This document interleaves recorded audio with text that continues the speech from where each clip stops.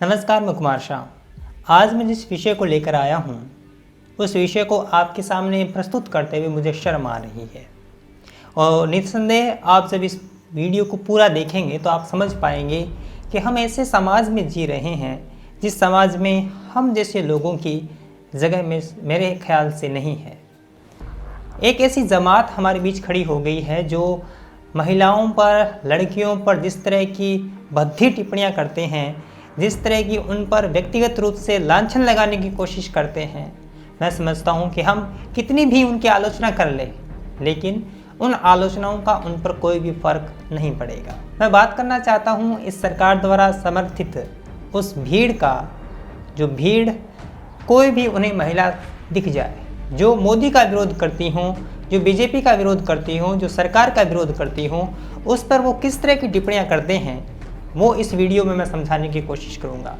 और इस बहाने मैं एक उस लड़की की बात करूंगा जिस लड़की पर इन दिनों ये लोग टूट पड़े हैं और उस पर चारित्रिक रूप से जिस तरह की टिप्पणियां कर रहे हैं, उन टिप्पणियों पर तमाम तरह की वो जो महिला एंकर्स हैं वो चुप हैं।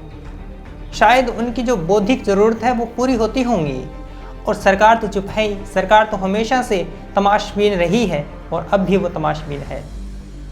मैं बात करना चाहता हूं जामिया कोऑर्डिनेशन कमेटी की जो सोशल मीडिया इंचार्ज हैं और जो एमफिल की छात्रा हैं सफूरा जरगर की।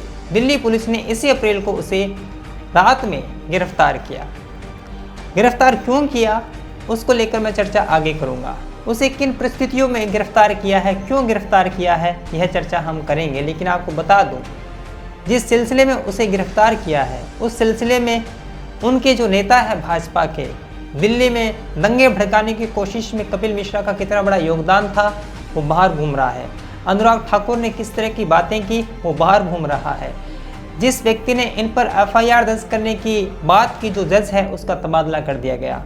तो तमाम चीज़ों की बातें हो सकती है लेकिन सरकार के खिलाफ जो बात करेगा उसको गिरफ्तार कर लिया जाएगा। सफूरा को जिस जुर्म में गिरफ्तार किया है वो जुर्म है UAPA, राष्ट्रीय सुरक्षा का कानून उस पर लगाया गया है। इस पर आरोप है कि इसने जफराबाद में विरोध प्रदर्शन के लिए महिलाओं को इकट्ठा किया, उसकी वजह से हिंसा भड़की और लॉकडाउन के दरमियान इसको गिरफ्तार कर लिया गया।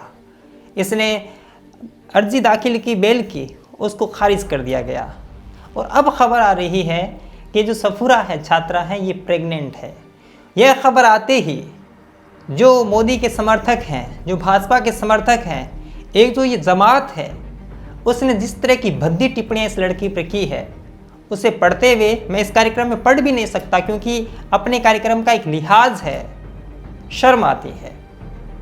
वो कितने नीचे गिर चुके हैं, कितने हद दर्जे की बेवकूफ़ी की बात कर रहे हैं जैसे इस देश के अंदर महिला होना ही गुनाह हो। शर्म आती है। और महत्वपूर्ण ये है कि सरकार उस लड़की को इस परिस्थितियों में भी रिहा नहीं कर रही है और जो लोग कमेंट टिप्पणियां कर रहे हैं उनको रोक भी नहीं रहे हैं। और सबसे बड़ी बात यह है कि तमाशबीन बनी हुई है। मेरे ख्याल से सरकार ये एंजॉय कर रही हो जैसे कि देखो टिप्पणियां कर रही हैं। लेकिन जो सुप्रीम कोर्ट अर्नब गोस्वामी के लिए खुल सकता है, उसके अधिकारों के हनन की बात कर सकता है, लेकिन इस लड़की के जो अधिकार हैं उस पर कोई बातचीत नहीं हो रही है। महत्वपूर्ण ये नहीं है कि यह व्यक्ति जो गिरफ्तार हुआ है, महत्वपूर्ण बात उसके स्वास्थ्य को लेकर है, वह किस परिस्थिति में है। मैं समझता हूँ कि सबसे क्रूर सरकार भी हों तो भी ऐसी परिस्थितियों में रिहा कर देती हैं, लेकिन हमारे यहाँ ऐसी सरकार है जो इतनी संवेदनहीन है, इतनी क्रूर है कि ऐसी परिस्थिति में भी सरकार लोग जो भद्दी टिप्पणियां कर रहे हैं उन पर कार्रवाई के अलावा उसको छोड़ भी नहीं रहे हैं।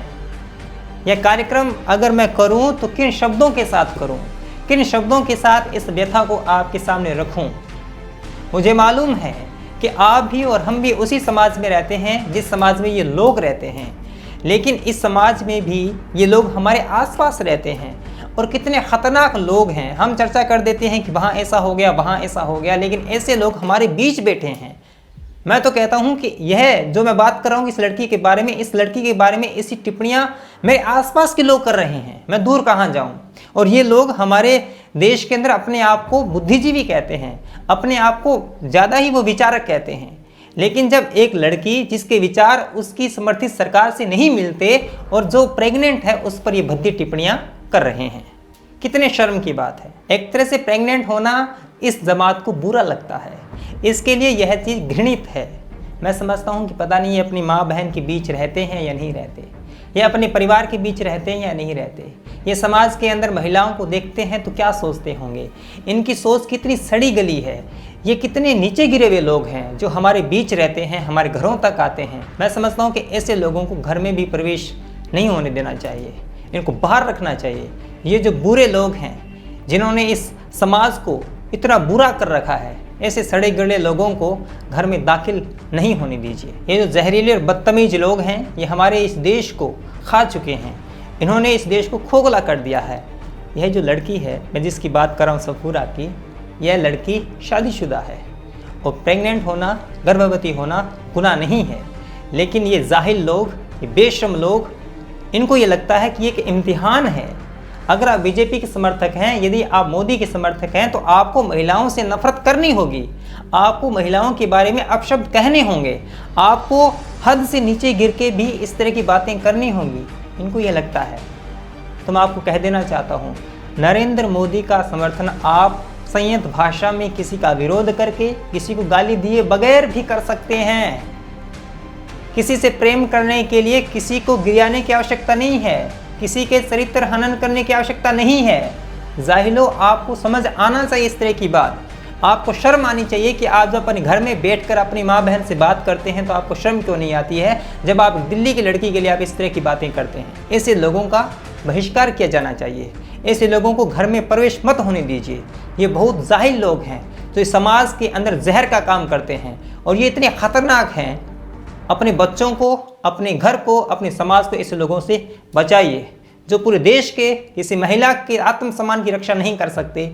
ऐसे लोग समाज के लायक नहीं हैं, ये घिनौने लोग हैं, ये राक्षस लोग हैं, इनसे हमारा राब्ता नहीं हो, यह सुनिश्चित किया जाना चाहिए। और मैं आपको बता देना चाहता हूं कि इस पार्टी के अंदर स्मृति ईरानी जो कि राहुल गांधी पर बड़ी बड़ी बातें करती है, वो खुद महिला है और एक महिला की व्यथा उससे बेहतर और कौन समझ सकता है। वो जेल के अंदर है, प्रेग्नेंट है और उसको बेल नहीं दी जा रही है। इससे संवेदनहीन सरकार कौन सी हो सकती है?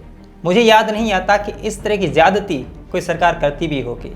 सारे दंगाई लोग बाहर हैं, सारे जहरीले बयान देने वाले लोग बाहर हैं, लेकिन इनकी योजना का, इनकी नीति का एक लड़की ने विरोध क्या कर दिया, उस पर यूएपीए कानून लगा दिया लॉकडाउन के दौरान, और अब उस पर स्वास्थ्य पर जो बुरा प्रभाव है वो पड़ रहा है। लेकिन ये जाहिल लोग उस पर फफ्तियाँ कस रहे हैं, उस पर अनर्गल बात कर रहे हैं। ये शर्म की बात है। दोस्तों, यह बात आप सुने, लोगों तक पहुंचाएं और आत्मचिंतन करें कि क्या आप ऐसे लोगों के इर्द गिर्द रहते हैं। अगर रहते हैं तो खुद को सुरक्षित रखें, क्योंकि ये जहरीले लोग हैं। आप मुझे फेसबुक, ट्विटर, इंस्टाग्राम पर फॉलो कर सकते हैं। चैनल पे नए हैं तो सब्सक्राइब करना न भूलें।